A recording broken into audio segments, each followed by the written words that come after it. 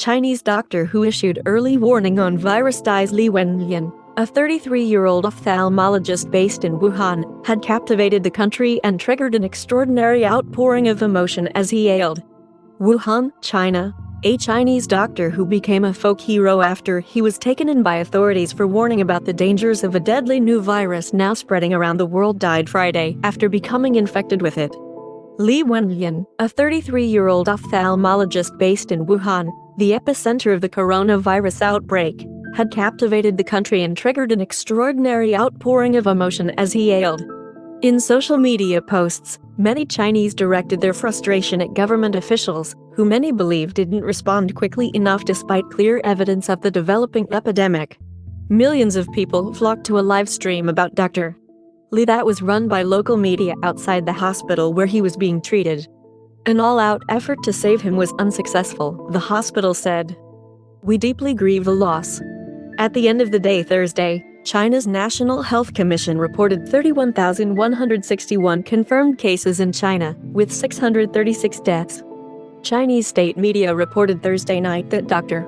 Li's heart had stopped at around 9:30 p.m. and that he was immediately put on life support. The hospital where Dr.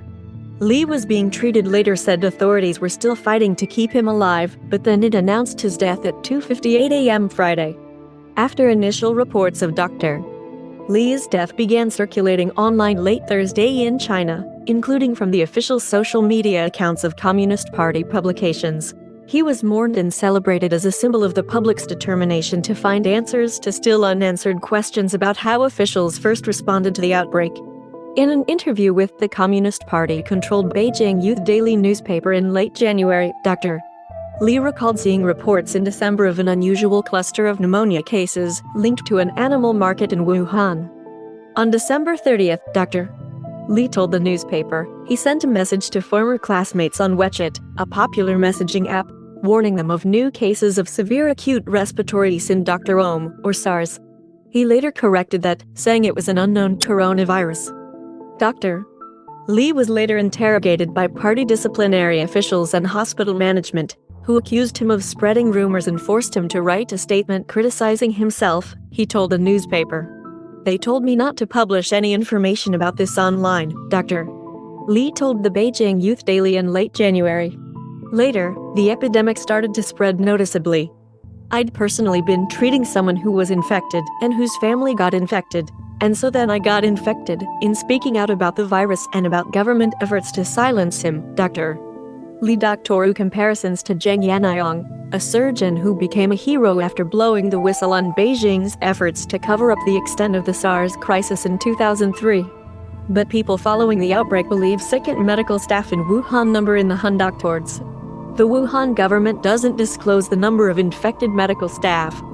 To date, the most notable indication of infections among the medical community has come from Zhang Nanshan, another prominent doctor and a veteran of the 2003 SARS crisis, who disclosed in January that 14 medical staff had been infected by one patient.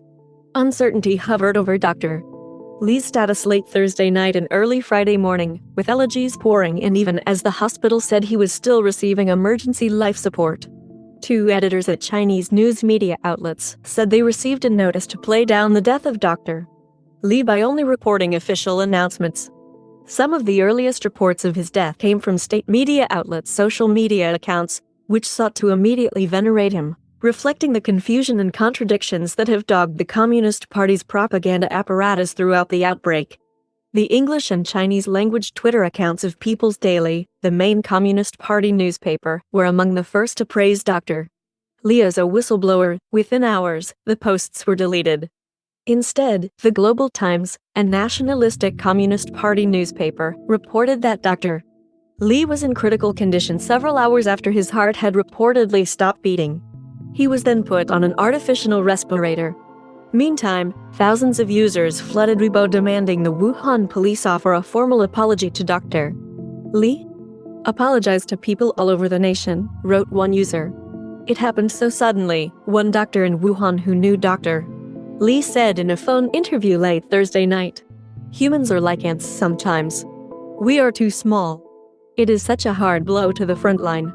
Now our workmates are all very devastated." "Our hope is gone," said another doctor in the city. "He was our hero. We are very sad to hear of the loss of Dr. Li Wenliang." Mike Ryan, executive director of the World Health Organization's Health Emergencies Program, said at a press conference in Geneva on Thursday, "We should celebrate his life and mourn his death with his colleagues." As confusion swirled about Dr. Li's condition, more than 17 million people were watching the live stream for updates on Dr. Li's status by 1:49 a.m. on Friday morning.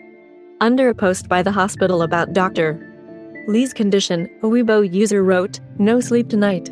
Waiting online for a miracle," a comment that doctored more than 334,000 likes. Dr. Li, who was married with one child and another on the way, caught the dangerous new virus before Chinese authorities had stepped up its warnings about it. In the early days, he recalled, he didn't wear any protective gear. In several interviews with Chinese media while he was hospitalized, Dr. Li described how he was infected by a female patient who saw him for glaucoma in the second week of January. She had developed a fever and a CT scan showed an unknown virus in her lung. 2 of her family members were also sick. "It was such an obvious case of human-to-human transmission," Dr. Li said, adding that he reported it to hospital officials right away. A few days later, Dr. Li started coughing and his temperature rose. He booked a room in a hotel, worried that his child and his pregnant wife would be infected. A CT scan confirmed his fear. He was infected and was hospitalized on January 12th, he wrote in a Weibo post last week. He wasn't counted as a confirmed case until February 1st, he wrote, nearly 3 weeks after he first showed symptoms. The hospital put him under quarantine.